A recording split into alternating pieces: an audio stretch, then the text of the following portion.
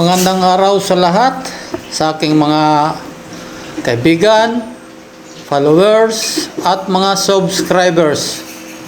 Ngayon araw ay gagawa ko ng ringnet. Ayan, nakikita ninyo. Gamit ko dito ay nylon, syempre, lambat, at saka bakal.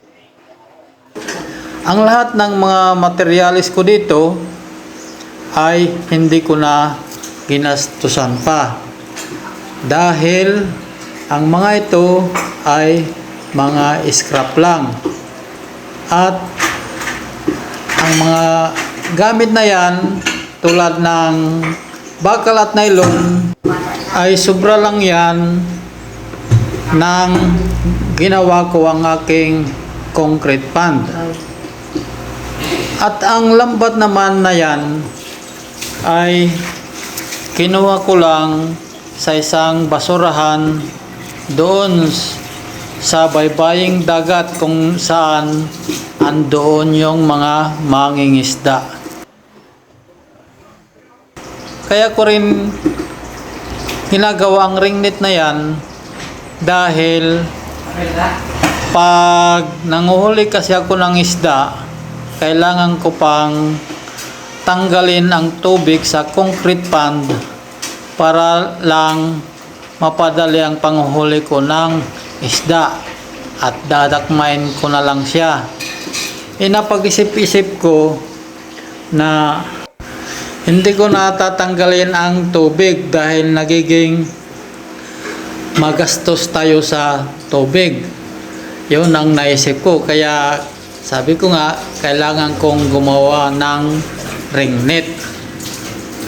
So ayan, nakikita naman ninyo kung paano ko ginagawa ang ringnet na yan.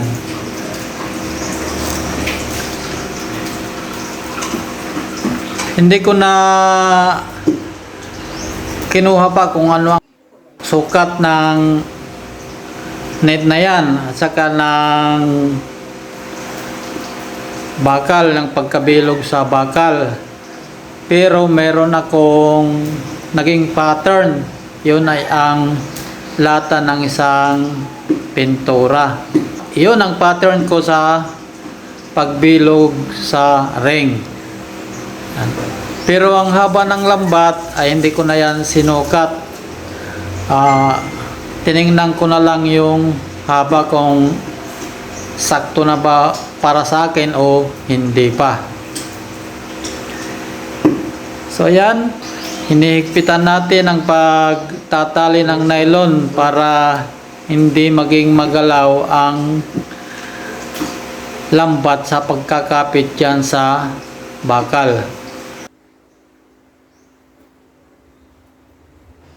At saka yung pagpatagal pa ay ang pagpapasok ng nylon sa butas. At ang isa pa yung paghihigpit dahil kailangan yan. At nilagyan ko pa ng hawakan ang ringnet na yan para mas magandang tingnan at saka mas comfortable kang manghuli ng isda.